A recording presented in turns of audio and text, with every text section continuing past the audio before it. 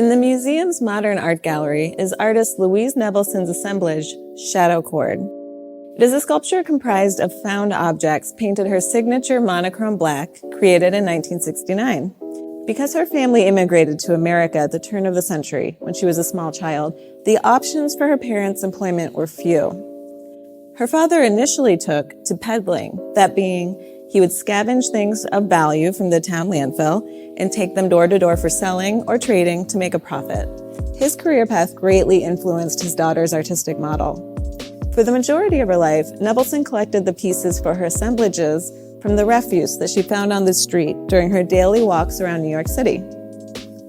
This assemblage here, however, was created when her career was in full swing, the late 1960s. You'll notice that the wooden pieces that make it up look extremely regular and consistently shaped, not irregular as one would expect from pieces found on the street.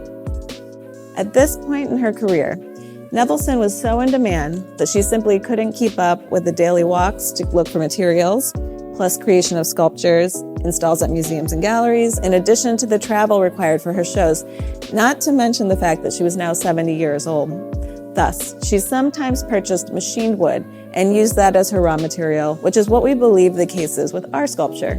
Nevelson knew her aesthetic early, and she held with it through several decades when she was not getting gallery representation, had few shows, and art movements came and went around her. Her single-minded dedication to wood assemblage and monochromatic color is truly impressive. She was a female artist that believed in herself and her technique. She had a calling to create a specific kind of artwork, and she heeded it. You'll notice that she kept most items used to create the assemblage to the size that one person could easily handle. As she collected the raw materials, she would separate and store the pieces based on their shape and size. Things like dowels of this size go here in this box, crescent-shaped pieces this big go here, and so on. Then she would use assistants to create the sculpture. She did not make preliminary drawings, she worked intuitively, so she would choose a piece and then another piece, and the assistant would have to hold both up for her to decide if they looked right together. This process would go on until the final assemblage was built. Another way she would create was to lie the pieces out on the floor and design the structure that way.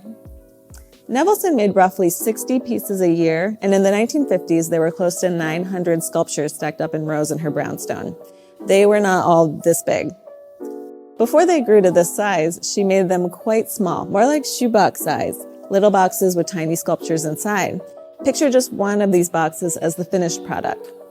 She had originally been inspired to do this by a shoe shiner that she met in New York. He had decorated his shine box's interior and exterior, and Nevelson enjoyed the small artistic environment.